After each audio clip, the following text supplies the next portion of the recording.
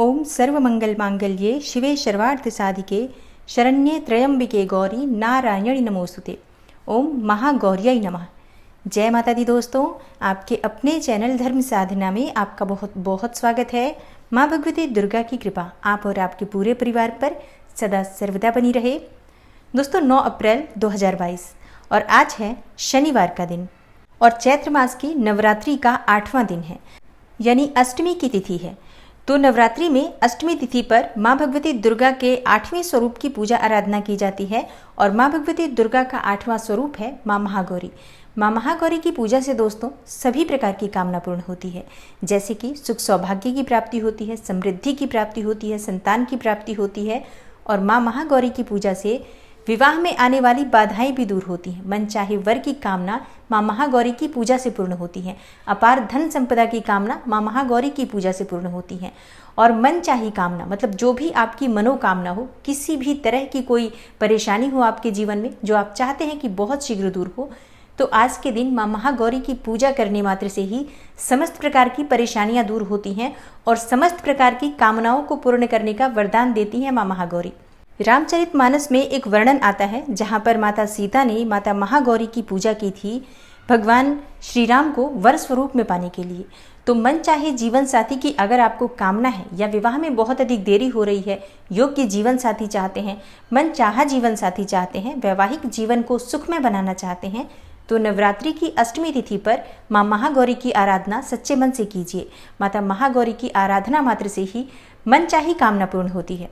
तो आज की वीडियो में मैं आपसे शेयर करने वाली हूँ कि नवरात्रि के 8वें दिन माँ महागौरी की पूजा हम किस प्रकार से करेंगे, पूजा की विधि क्या होगी और आज हमें माँ महागौरी को कौन सा भोग अर्पित करना चाहिए, किस रंग के वस्त्र धारण करके आज के दिन माता महागौरी की पूजा करनी चाहिए, माँ महागौरी का स्वरूप क्या है जिसका हमें पूजा के समय ध्यान करना चाहिए और आज हमें कौन से मंत्र का जप करना चाहिए जिससे कि माँ महागौरी का आशीर्वाद हमें प्राप्त हो और उनकी कृपा से हमारी समस्त मनोकामनाएं पूर्ण हो।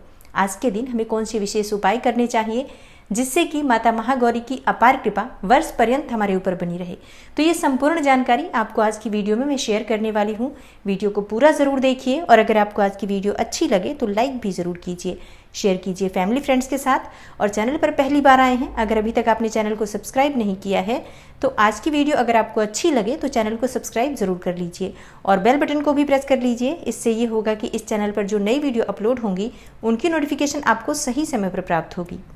तो बात करेंगे माता महागौरी के स्वरूप के बारे में, लेकिन उससे पहले जान लेते हैं कि अष्टमी की तिथि कब प्रारंभ होगी, कब समाप्त होगी। देखिए, अष्टमी की तिथि 8 अप्रैल की रात्रि में 11:05 पर शुरू हो रही है और समाप्त हो रही है 9 अप्रैल को देर रात 1:23 पर।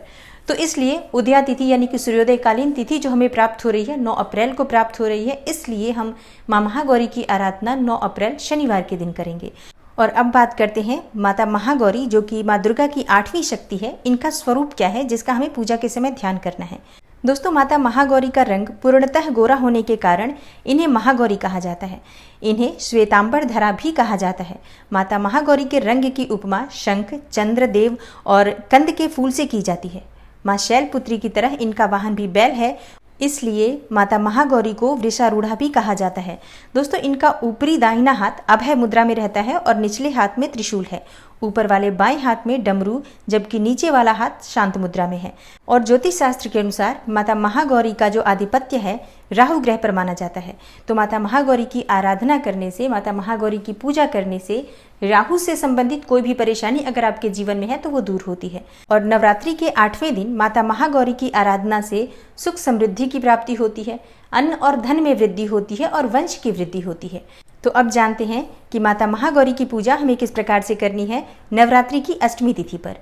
तो नवरात्रि की अष्टमी तिथि पर भी पूजा के नियम और विधि बिल्कुल वही होगी। नवरात्रि के प्रतिदिन की तरह आज भी हमें प्रातःकाल जल्दी उठना है, स्नान इत्यादि से निवृत्त होकर साफ और स्वच्छ वस्त्र धारण करें और सर्वप्रथम भगवान सूर्यदेव को जल अर्पित करें। आज हमें किस रंग के वस्त्र धारण करके माता महागौरी की पूजा करनी चाहिए, माता महागौरी का प्रिय रंग क्या है। देखिए, माता महागौरी की पूजा में गुलाबी रंग के वस्त्र धारण करना सर्वोत्तम होता है। आप सफ़ेद रंग के वस्त्र भी धारण कर सकते हैं, चाहे तो पीले रंग के वस्त्र भी धारण कर सकते हैं, लेकिन गुलाबी रंग माँ को बहुत प्रिय है और गुलाबी रंग सुख समृद्धि का सूचक भी माना जाता है। तो गुलाबी रंग धारण करके अगर आप माता की पूजा आराधना करते हैं तो इससे आपके जीवन में सुख समृद्धि की प्राप्ति होती है, सौभाग्य की प्राप्ति होती है। तो अष्टमी तिथि पर विशेषकर स्त्रियों को या फिर कन्याओं को माता महागौरी की पूजा करते समय गुलाबी रंग के वस्त्र धारण करने चाहिए। पुरुष चाहें तो सफेद रंग के वस्त्र भी धारण कर सकते हैं। तो स्नान इत्यादि से निवृत्त होकर साफ स्वच्छ वस्त्र धारण करें, भगवान सूर्यदेव को जल अर्पित करें और उसके बाद अपने घर के मंदिर में जहाँ पर आपने माता की चौकी स्थापित की है, कलश की स्थापना की है, वहां पर आ जाइए। साफ और शुद्ध आसन डालकर माता के सामने आप बैठ जाइए। थोड़ा सा जल अपने ऊपर छिड़क लीजिए, थोड़ा सा जल आसन पर और थोड़ा जल अपने आसपास या पूजा की जो सामग्री है उन पर भी छिड़काव कीजिए। शुद्ध जल होना चाहिए या गंगा जल होना चाहिए, कोई भी जल प्रयोग कर सकते हैं, लेकिन शुद्धिकरण बहुत आवश्यक है। जब हम पूजा करते हैं तो सर्वप्रथम अपने ऊपर और अपने आसन के ऊपर जल हमें रोज जरूर छिड़कना चाहिए, इससे शुद्धिकरण हो जाता है। तो पूजा से पहले शुद्धिकरण कीजिए, उसके बाद अपने सामने शुद्ध घी का एक दीपक प्रज्वलित कर लीजिए। उसके बाद कलश देवता भगवान गणेश और माता दुर्गा का पूजन कीजिए। उसके बाद अपने दाहिने हाथ में थोड़ा सा अक्षत और पुष्प लेकर माता महागौरी का ध्यान कीजिए। जिस स्वरूप का वर्णन अभी मैंने किया है उसी स्वरूप में माता महागौरी का आपको ध्यान करना है। और अगर आपके पास माता महागौरी की मूर्ति है, प्रतिमा है, तो आप स्थापित करके पूजा कर सकते हैं।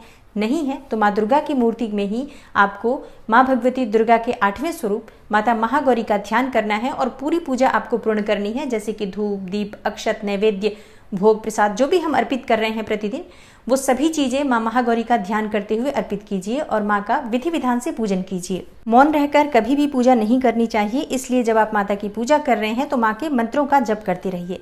माँ महागौरी का बीज मंत्र है श्रीम क्लीम ह्रीम वरदायै नमः। श्रीम क्लीम ह्रीम वरदायै नमः, इस मंत्र का आप चाहें तो रुद्राक्ष की माला से 108 बार जप कर सकते हैं। और अगर आप 108 बार जप नहीं करना चाहते हैं तो अपनी इच्छा के अनुसार 11 बार, 21 बार या यथासंभव जप कर लीजिए, क्योंकि थोड़े समय माँ के मंत्रों का जप हमें जरूर करना चाहिए। जब हम प्रतिदिन की पूजा कर रहे हैं तो हर स्वरूप में माँ का ध्यान करते हुए उनके मंत्र का जप करना चाहिए। तो माँ महागौरी के कई मंत्र हैं, जैसे कि ओम सर्व मंगल मांगल्ये शिवे सर्वार्थ साधिके शरण्ये त्र्यंबिके गौरी नारायणी नमोस्तुते, और या देवी सर्वभूतेषु माँ महागौरी रूपेण संस्थिता नमस्तस्यै नमस्तस्यै नमस्तस्यै नमो नमः। अगला मंत्र है ओम महागौर्यै नमः। तो इस प्रकार से आप किसी भी मंत्र के द्वारा माँ की पूजा कर सकते हैं, उनका ध्यान कर सकते हैं और उनकी कृपा पाने के लिए आप चाहें तो 108 बार कोई सा भी मंत्र जप सकते हैं। अब बात करते हैं कि आज के दिन हमें माता महागौरी को भोग क्या लगाना चाहिए। देखिए, माता महागौरी का जो प्रिय भोग होता है हलवा, पूरी और चने होते हैं। और आज के दिन बहुत से घरों में कन्या पूजन भी किया जाता है, तो ये सामग्री बनाई भी जाती है। तो सर्वप्रथम माता को अर्पित करें, उसके बाद आप कन्या का पूजन करें। दोस्तों, माता महागौरी को नारियल बहुत प्रिय है, तो आज के दिन माता महागौरी को नारियल जरूर अर्पित करना चाहिए। पानी वाला नारियल, जो पूजा वाला नारियल होता है वो नारियल, उसके ऊपर स्वास्तिक बना लीजिए और चुन्नी लपेटकर, लाल चुन्नी लपेटकर माता के चरणों में उसे अर्पित कीजिए। और पूजा पूर्ण होने के बाद ये नारियल किसी को दान कर दीजिए, जैसे किसी ब्राह्मण को दान कर दीजिए, किसी पुजारी को दान कर दीजिए या किसी मंदिर में रखवा दीजिए। इससे आपकी मनचाही कामना पूर्ण होती है। तो आप अपनी मन की कामना करते हुए भी ये उपाय कर सकते हैं।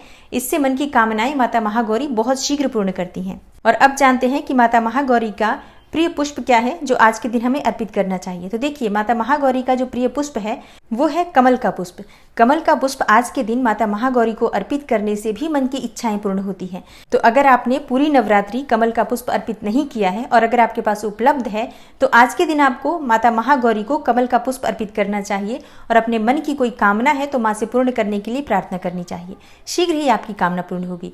माता को पीले पुष्प भी बहुत प्रिय है, तो कोई सा भी पीला पुष्प माँ को अर्पित कर सकते हैं। और रात की रानी माँ को बहुत प्रिय है, तो रात की रानी का पुष्प अगर आपके पास उपलब्ध हो तो माता को उसकी माला बनाकर धारण करवाएं या पुष्प ही अर्पित करें, तो ये बहुत ही शुभ फल देने वाला होता है। तो नवरात्रि की अष्टमी तिथि पर माता महागौरी की विधि विधान से पूजन कीजिए और उसके बाद माता की आरती जरूर करनी चाहिए। माता की कपूर और लौंग से आरती करें या शुद्ध घी के दीपक से भी, जिसमें थोड़ा सा कपूर डालकर और माता की आरती करते हैं तो ये बहुत ही शुभ फल देने वाला होता है। आज के दिन माता महागौरी को सुहाग की सामग्री अर्पित करने से अखंड सौभाग्य की प्राप्ति होती है। तो जो हम सुहाग की सामग्री अर्पित करें उसका क्या करना चाहिए। देखिए, सुहाग की सामग्री जो अगर आप माँ को अर्पित करेंगे तो प्रसाद स्वरूप आप उसे स्वयं प्रयोग कर सकते हैं या चाहिए तो अपने परिवार में किसी सुहागिन स्त्री को दे सकते हैं, किसी ब्राह्मण के यहाँ भी उसकी पत्नी को आप दे सकते हैं। मतलब किसी सुहागिन स्त्री को ही आप ये दान करेंगे या स्वयं इसका प्रयोग करेंगे, इस बात का आपको ध्यान रखना चाहिए। दोस्तों, नवरात्रि की अष्टमी तिथि बहुत ही महत्वपूर्ण तिथि होती है। शास्त्रों के अनुसार नवरात्रि की अष्टमी तिथि पर किया गया जो मंत्र जप होता है या जो पूजा होती है माता महागौरी की, उससे मन चाही कामना पूर्ण होती है। तो श्रद्धा भाव से माता महागौरी का पूजन कीजिए, माँ दुर्गा का पूजन कीजिए और जो भी मन की कामना है माँ भगवती दुर्गा से प्रार्थना करिए पूर्ण करने के लिए।